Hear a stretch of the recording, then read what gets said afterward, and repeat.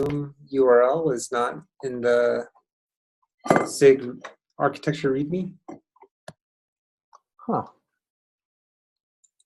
Well, I'll put in a. Oh no, actually it is. It's subtle. It's a link from the meeting time. Oh, that's part of the new generator code that somebody put in for the SIGs. So basically, edit sig.yaml or sigs.yaml, and then it automatically does that. All right. Or you can change the template if you want it to be more explicit. Right. And then it fixes all the SIGs. Yeah. Okay, so we don't have a lot of time, so we'll get started. What I wanted to do today, what I wanted to make sure we got done today is kind of finalize the SIG charter. It had been kind of rough outlines sent out in email numerous times actually, and there wasn't really any debate about the scope. So just before this meeting, I wrote it up and sent a PR, which is kind of short and simple. Just posted to the chat. Also, I noticed when sending the PR that automation still hasn't been set up for the community repo. So I'll bug SIG contributor experience about that, but I just created all the usual labels, or at least virtually all of them, in the community repo so that I could tag it with SIG architecture. But basically it's things that we've discussed before, so project spanning issues, not things that are the domain of individual SIGs, defining the scope of the project, documenting and involving the system architecture, defining and driving the necessary extensibility points, although the design details of those specific points might be in other SIGs like SIG API machinery, establishing and documenting the design principles. There is an existing document for that, establishing and documenting the conventions for the APIs, and there is a document for that. Developing the necessary technical review process, like proposal and API review process. There is actually an open API review process proposal from Phil. Driving improvement of overall code organization, including GitHub orgs and repositories, and educating approvers and owners of the other SIGs by holding office hours. So those are the things we discussed previously in email. As I was writing this up, it occurred to me that there are some, I can't think of the right words, but logical artifacts or ways of factoring the system that are not covered here. I talked about GitHub orgs and repositories, and I talked about, well, actually, did I mention the word components? I think the word components is in there. But I didn't talk about binaries or release artifacts or things like that. I intentionally left those out for now. We can think about that a little bit more, about what should be SIG release or wherever the build lands versus SIG architecture.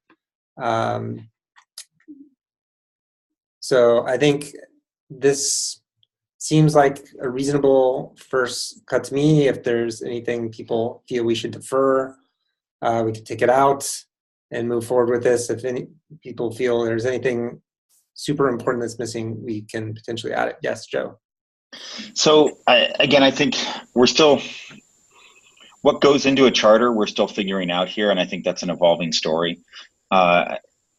As SIGs start to have sort of more official ownership over stuff, and there's definitely a bunch of stuff here like defining the scope of the project and documenting and involving the system architecture, but essentially like how do we evaluate proposals and do that process?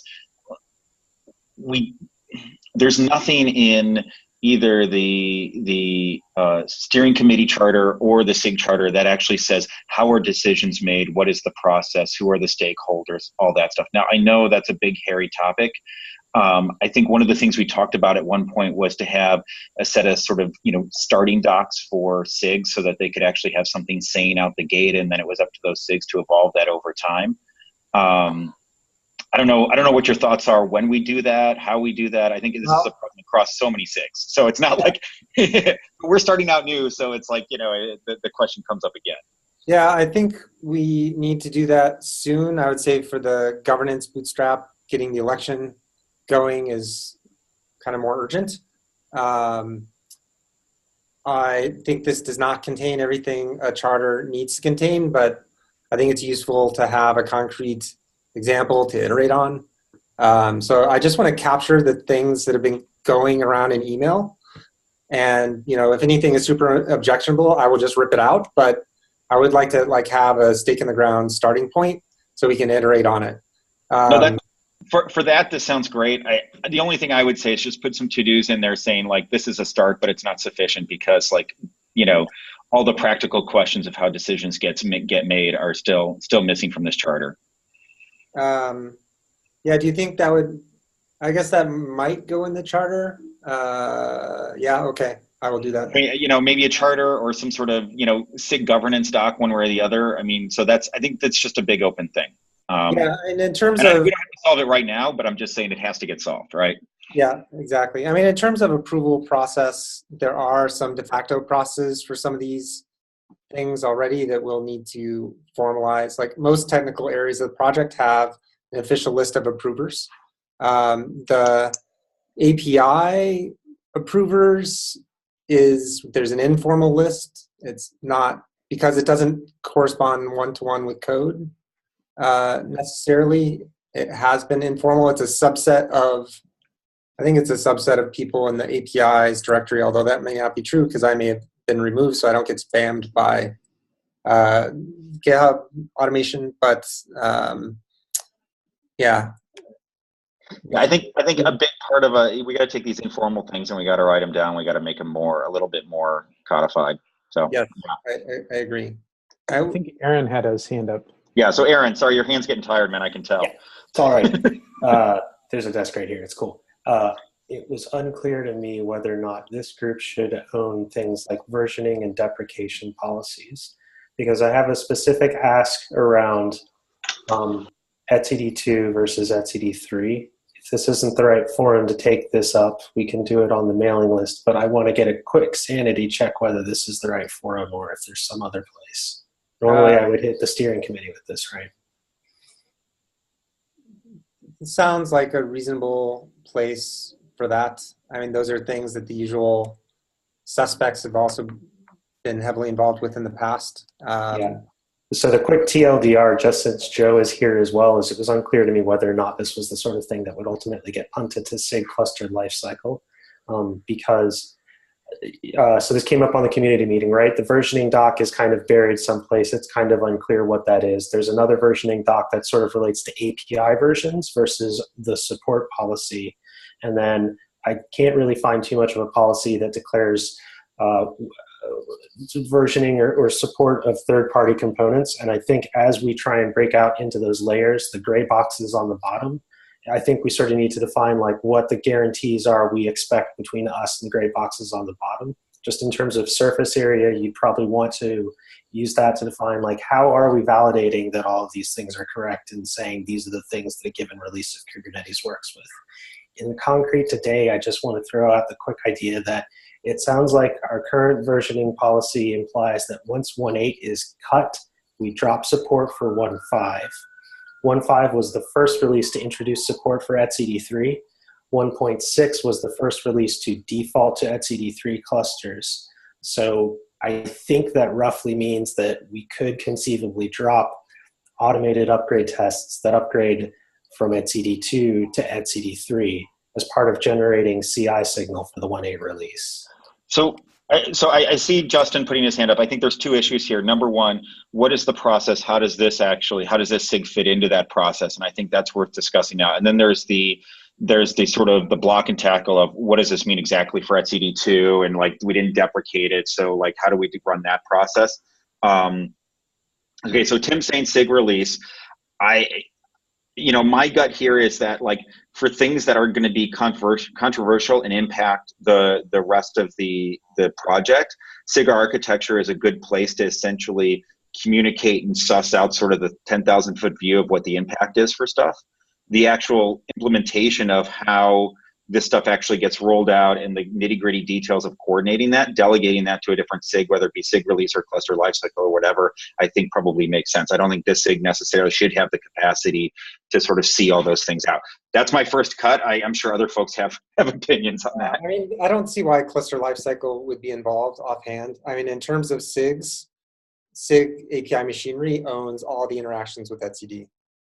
Just like that, the API server is the only component that interacts with etcd. They own all the interface layers with etcd. So as far as dependencies and actually managing upgrades. But actually the way bigger problem and why SIG cluster lifecycle or someone like that should be involved is the management of it, the maintenance of it, the upgrade of it, the stability of it. Like the API machinery integration is like the least important part of the upgrade. Totally agree. Yeah. So the deprecation policy, I guess there are a few different aspects. And we have a deprecation policy document, I think, as a project-wide statement of compatibility that makes sense to be SIG architecture. In terms of some of the more pragmatic issues, like what is the kube control version SKU compatibility, that we have the reality of what it currently is, and I think we capture that in the versioning document, which probably needs to be moved to a more visible location and updated. There was some stuff I ripped out. I mean, the most recent update was me just ripping out stuff that was totally wrong and never, since it was written so early in the span of the project, there was stuff that we went a totally different direction on. But yeah, I think changing any of the current numbers is obviously going to, or any of the current policies is going to require the involvement of the relevant SIGs. So I didn't want to go into the weeds on this. I just wanted to raise this as an example of something that's cross-cutting, and were we to have the steering committee, I totally would say this is their job to figure out who owns what. Just in the pragmatic moving forward sense, do you guys think that maybe it's worth raising this to Kubernetes dev and asking the community what they think? How should we drive this forward? Yeah, I was going to suggest getting it on the agenda for the community meeting as well. All right, I'm happy to take that on. And, right. I think another hallmark of a really good charter is it almost acts like a razor blade that you can put something on one side or the other of. So if it's if it's a question about the long-term viability of some part of the interface that's going to be deprecated or whatnot, architecture is probably more forward-looking versus cluster lifecycle and others that are more backward-looking. So I feel like if our charter is really good, we're going to be able to look at it and throw things against it, and it's going to split either or left or right. It's going to be in our wheelhouse or not, and I think that'll be a good way of determining if the charter is well written in the long term.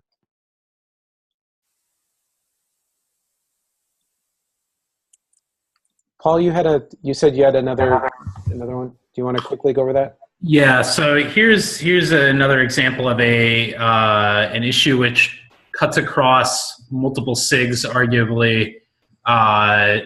So I think that probably many people on this call are familiar with the existence of this PodPreset resource and its API group, which is called settings.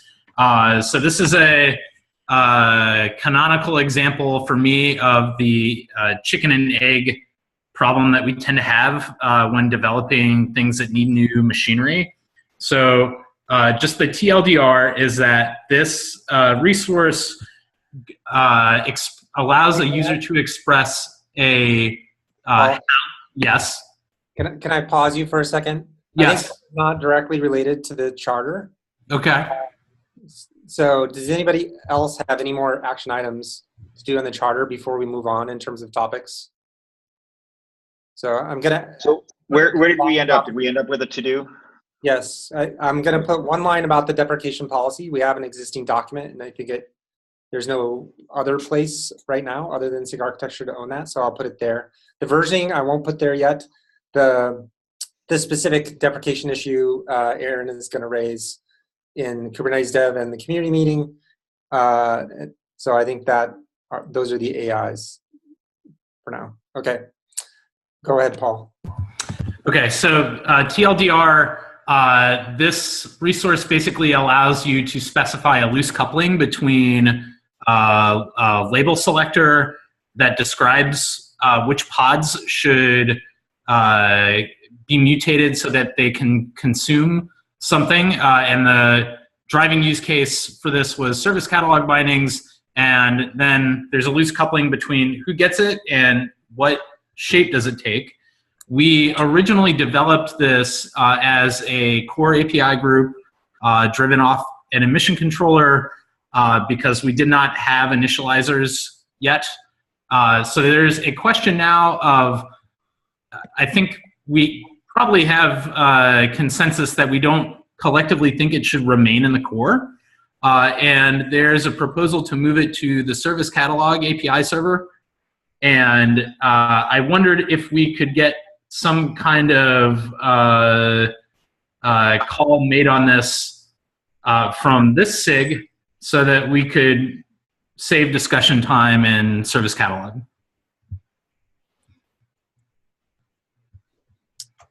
Yeah, I dropped a message about that in, I forget, some issue or PR or something.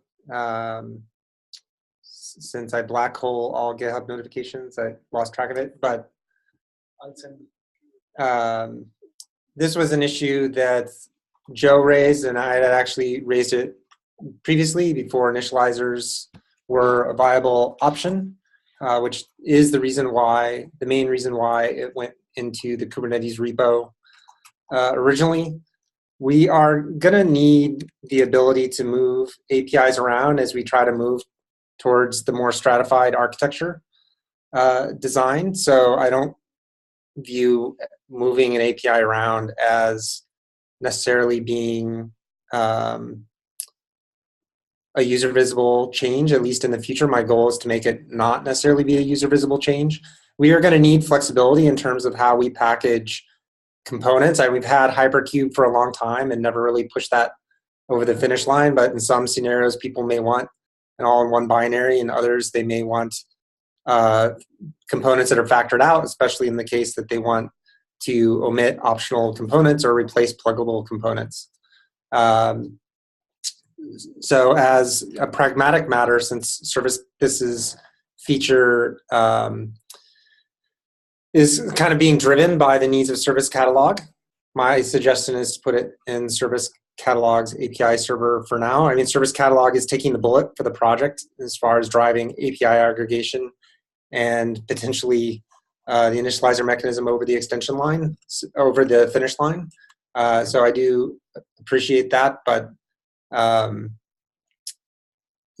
you know, it wouldn't introduce a new component dependency for Service Catalog by moving into the Service Catalog's API server. I think there's very little value and a lot of increased complexity to moving it to its own API server. So I would not advocate that we do that. Yeah, I tend to agree with you. And I also view moving API groups between API servers as something that should be fairly invisible today. I hear someone trying to talk though, so I'll be quiet. Go. So even though we have the capability to move APIs between API servers, or we want to build that, I think that there's an implication when something is built into Kubernetes/Kubernetes that it opts into the deprecation policy, it opts into everything else that goes along with it. When something's sitting outside of that, it doesn't necessarily have to adhere to the rest of the strictures that, you know, and the policies that we have for Kubernetes. In addition, there's this pattern that when things move to GA, they get turned on by default. Once something is turned on by default in the current controller manager, it's there forever.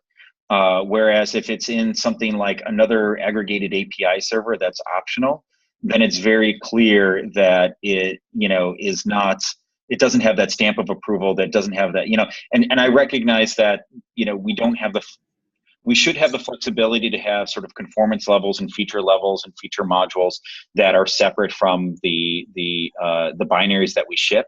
But the reality is that once something ships in Kubernetes/Kubernetes or out of Kubernetes/Kubernetes, it really is a stamp of approval and official, and it's seen as being the way to do things. I cannot tell if your comment is for or against moving PodPreset out, Joe. Very much for moving it out, because I think for things that and I read that doc and I honestly got scared because, as the move from sort of alpha to beta, it was being expanded dramatically, including doing things like adding new containers to the pod, right, which it doesn't support right now. That's a big enough change that let's play around with stuff, let's do it, but let's do it in a place where we're not committing to it for life. Yeah, agree. So I just want to state my own position. I'm definitely in favor of moving it out of the core. I'm in favor of moving it to the Service Catalog API server. I know that like Doug Davis and Aaron Schlesinger from Service Catalog SIG are here. I wonder if any of them would like to present their opinions while we're discussing. This is Doug. My only concern with moving it to Service Catalog is that if we do envision something like PodPreset being generic and not Service Catalog specific, then that will require someone to install and get up and running Service Catalog just to get PodPreset. It's not a huge concern, but it is a concern. And the reason it's not a huge concern is because I don't think anybody uses it yet, aside from Service Catalog. But the minute someone else does come along, then I think it becomes a bigger concern to me. And the other thing I want to mention before I sort of lower my hand is, Joe, you made a comment there about how things that aren't in core don't necessarily have to follow up, and forgive me for butchering your words, but necessarily the exact same process as core Kubernetes features. And I'm wondering whether that's really true as we look to split out the core into individual API servers. I kind of assume the process would remain the same. It was more just a structural change. I think there's a difference in my mind. There's a difference between the binaries and how we run stuff and the expectations out of those APIs and those API groups. Look, with aggregated API servers, some company off the street can actually go through and say, here's a new API server that you can install. It has a bunch of stuff, new API groups, and the deprecation policy and the support policy for that can be completely different from the rest of Kubernetes. Now, I think there's a question of if something's part of Kubernetes and not an incubator project, maybe one of the requirements that we say as part of being like a Kubernetes project is that you have to adhere to the rest of the Kubernetes sort of policies around this stuff.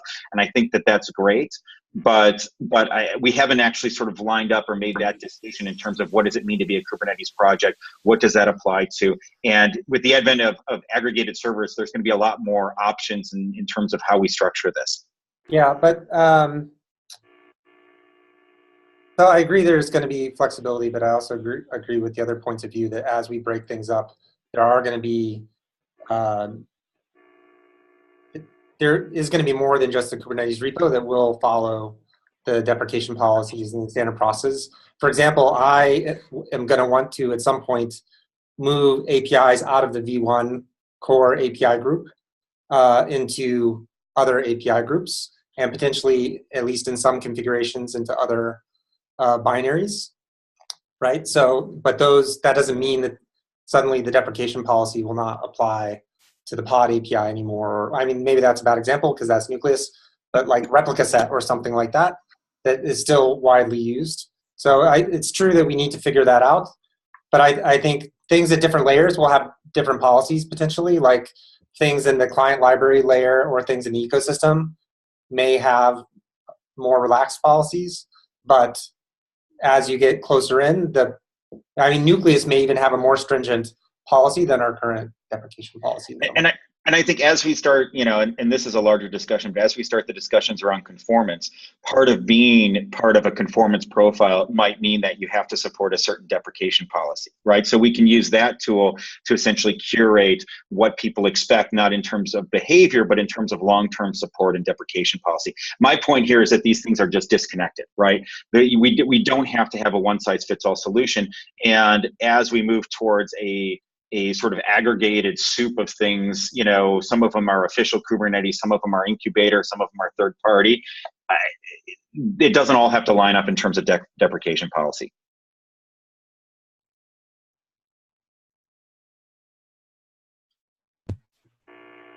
Yeah. I saw Aaron raising his hand earlier. I think I was sort of back channeling it in chat. I was trying to give a concrete example of somebody else wanting to use pod presets, but I think we can totally take that discussion up in SIG testing. I mean, if someone else wants to use pod preset, I don't think it's a huge burden for them to use the service catalog API. It's certainly no more of a burden than it would be to install the, if we were to move PodPreset into its own API server. It's not significantly different than the burden attendant to doing that. And I don't think anybody is saying that this should stay in core. So I don't view that factor as necessarily being a big issue. So can we summarize the decision, if there is one here at this point, just so we can put in the notes?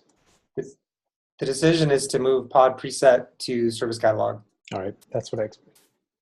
So, and it's up to the service catalog folks, but like, it may be worthwhile to name that appropriately so that it's more service catalog specific and leave the room for a more generic thing as it gets proven out, as more people are like, hey, I want something like this. Not everything has to be sort of, super duper generic building block for the ages. I feel like that's going to end up meaning that if we do find we want to move it out, there's more renaming and stuff that will have to happen. I'd rather. Yeah.